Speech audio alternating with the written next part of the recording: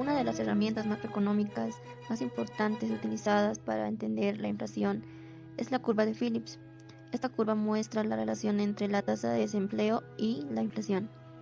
William Phillips, ingeniero economista, con base en el análisis de dos variables, el desempleo y la inflación, encontró que existe una relación inversamente entre ellas, lo cual significa que si la tasa de inflación interanual tiende a reducirse, se produciría un aumento en la tasa de desempleo en el corto plazo. Por el contrario, el efecto de la curva sería de forma inversa. Si la inflación sube, el desempleo baja.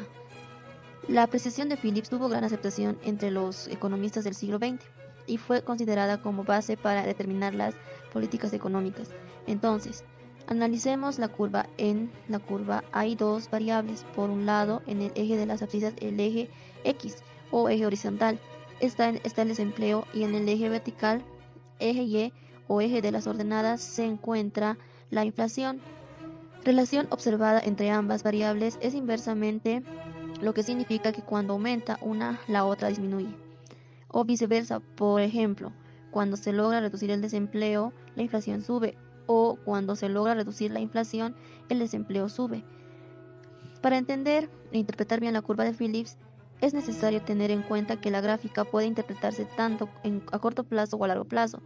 Por un lado, a corto plazo, si la demanda de bienes y servicios aumenta, las empresas tienden a aumentar su producción y por lo tanto necesitarán contratar más trabajadores, y así el desempleo disminuye. Como a corto plazo, la demanda de los dos consumidores es mayor que la oferta de las empresas. Los consumidores aceptarán pagar un precio más alto por los bienes y servicios. De este modo los precios suben, lo que significa inflación. En el gráfico se aprecia con el paso del punto A al punto B en la curva azul.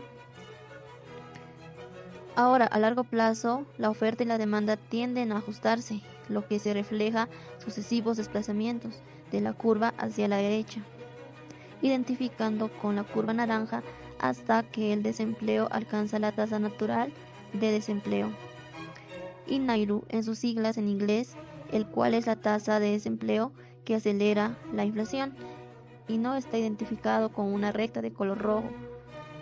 En ese momento nos situaremos en el punto C, y el efecto a largo plazo implica solamente una mayor tasa de inflación. Esto significa que a largo plazo la curva de Phillips es vertical, donde la tasa de desempleo no se ve afectada por la tasa de inflación.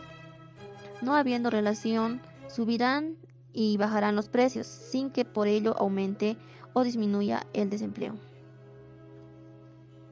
Disminuye el desempleo en la década de los 70 a partir de los años 70. Esta relación, el desempleo y la inflación, dejó de funcionar correctamente, pues en ese periodo la inflación se disparó en casi todo el mundo, especialmente en Estados Unidos y Europa, y el desempleo también crecía.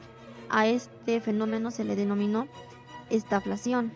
Esta situación echó por la tierra la fórmula vigente de la curva de Phillips y trajo una nueva formulación basada en expectativas adaptativas, el cual significa que los agentes elaboran sus expectativas con base en la inflación observada en el periodo anterior.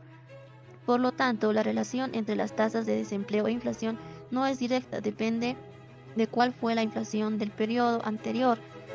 Sin embargo, esta nueva formulación también quedó obsoleta tras la llamada revolución de las expectativas racionales, donde los agentes económicos forman sus expectativas tomando en cuenta la consideración toda la información que poseen en el momento de la decisión, solamente tomando en consideración el valor pasado de la variable de decisión. La conclusión es clara. Por un lado, los dos agentes aciertan en sus previsiones, y por otro lado, el gobierno no puede modificar el valor de las variables reales a corto plazo. Por ejemplo, si un gobierno tiene la intención de crear inflación para bajar el desempleo, los agentes anticiparán esta decisión y la modificarán sus decisiones de consumo e inversión para protegerse de esa inflación. En ese sentido, el gobierno solo le queda utilizar la sorpresa como forma de que los agentes no anticipen sus decisiones y por lo tanto poder modificar las variables reales a corto plazo, es decir, el consumo, el ahorro y la inversión.